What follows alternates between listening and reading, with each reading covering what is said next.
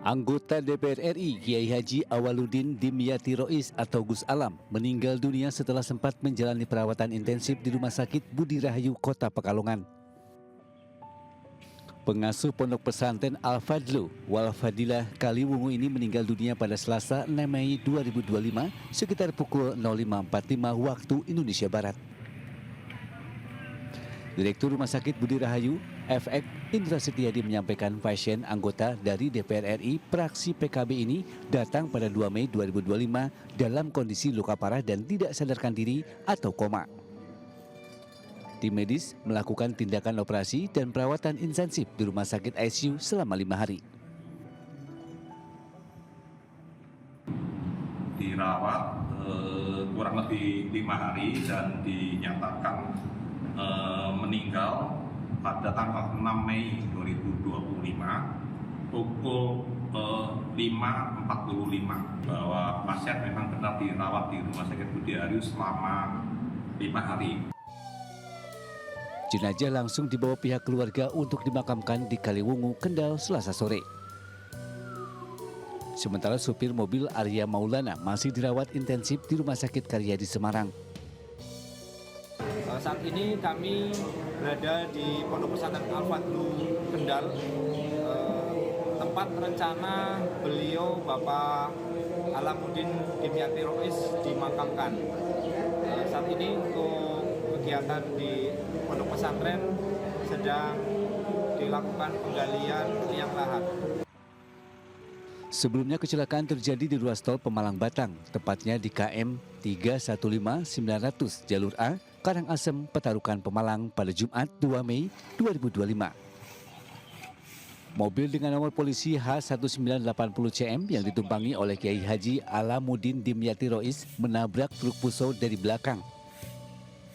2 penumpang staf DPR meninggal dunia dan 2 lainnya luka berat. Almarhum bersama rombongan dalam perjalanan pulang usai menghadiri acara istighosah Musawiat malam Jumat Wage di Pondok Pesantren Al-Fadlu 4 Tegal Gelagah, Brebes. Dari Pekalongan, Jawa Tengah, Suryono Soekarno, iNews melaporkan.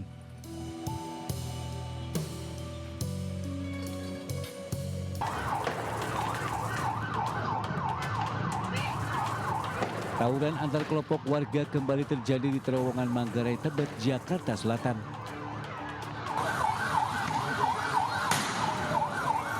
Dua kelompok saling serang menggunakan senjata tajam, batu, botol, petasan, dan bambu.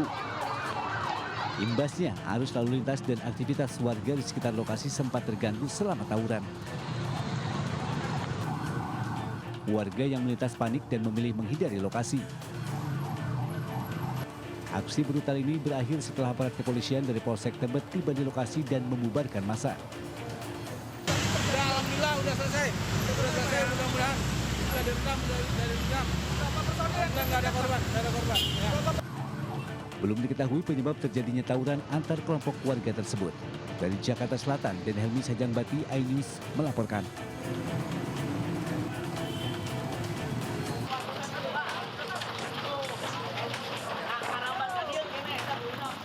Pabrik produsen styrofoam di Kecamatan Cikupa, Kabupaten Tangerang, Banten terbakar Selasa sore.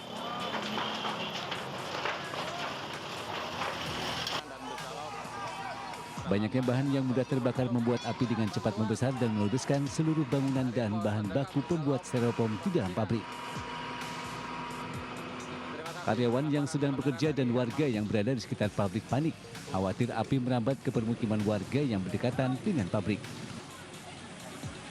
6 unit mobil pemadam kebakaran dari Kabupaten Tangerang diterjunkan ke lokasi kejadian. Api berhasil dipadamkan setelah 3 jam proses pemadaman. Kabid BPBD Agun Guntara menyebut api pertama kali muncul dari tempat produksi styrofoam. Namun penyebab kebakaran hingga saat ini belum diketahui. Melihat awal api itu dari mesin produksi styrofoam. Awalnya sih, jadi langsung membesar. Kita datang pun sudah membesar. Jadi masyarakat melaporkan adanya kebakaran itu sudah membesar sekali. Meski tidak ada korban jiwa dalam peristiwa kebakaran ini, namun kerugian ditaksir mencapai miliaran rupiah. Dari Kabupaten Tangerang, Banten, Aimarani, iNews melaporkan.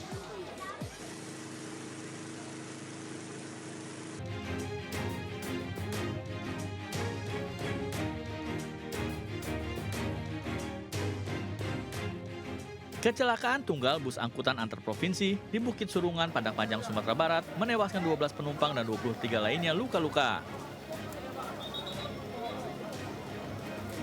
Bus ALS terguling saat melewati turunan curam 100 meter dari pintu keluar Terminal Busur. Usai mengevakuasi bangkai bus, unit Ditlantas Polda Sumatera Barat dan Satlantas Polres Padang Panjang melakukan olah tempat kejadian perkara di lokasi. Dari hasil penyelidikan sementara, diduga rem bus tidak berfungsi saat melintasi jalan menurun. Namun pihak kepolisian memeriksa kemungkinan lain termasuk unsur kelaikan kendaraan sebagai penyebab tambahan.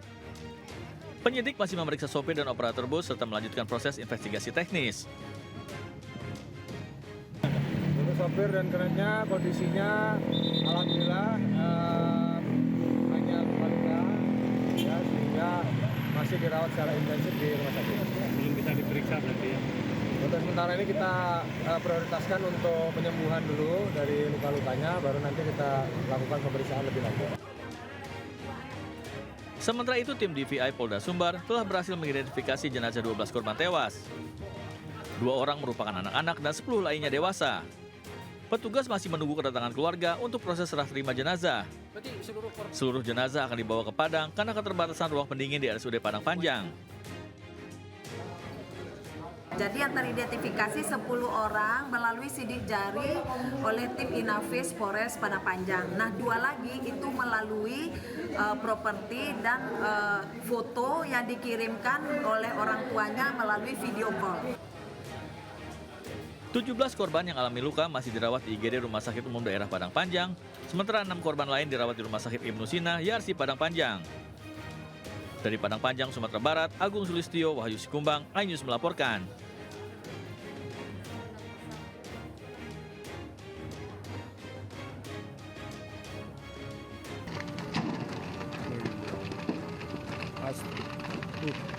Mobil apa itu, Pak?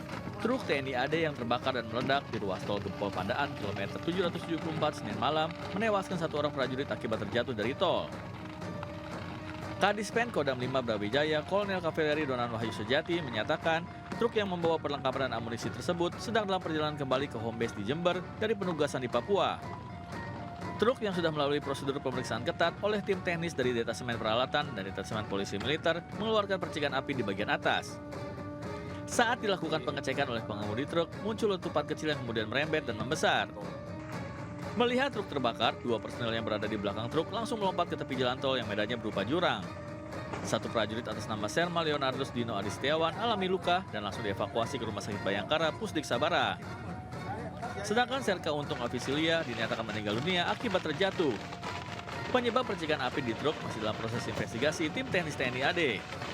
Personil yang melaksanakan pengamanan diri karena melihat letupan tersebut, mengamankan diri, namun akhirnya mengakibatkan salah satu dari anggota kami, prajurit kami yang melaksanakan pengamanan tersebut itu meninggal dunia karena pada saat pengamanan ternyata almarhum tidak mengetahui bahwa ada jurang sehingga almarhum jatuh dan meninggal dunia. TNI AD berkomitmen menangani seluruh proses penyelidikan secara profesional. Dari Surabaya, Jawa Timur, Rahmat Ilyasan, iNews melaporkan.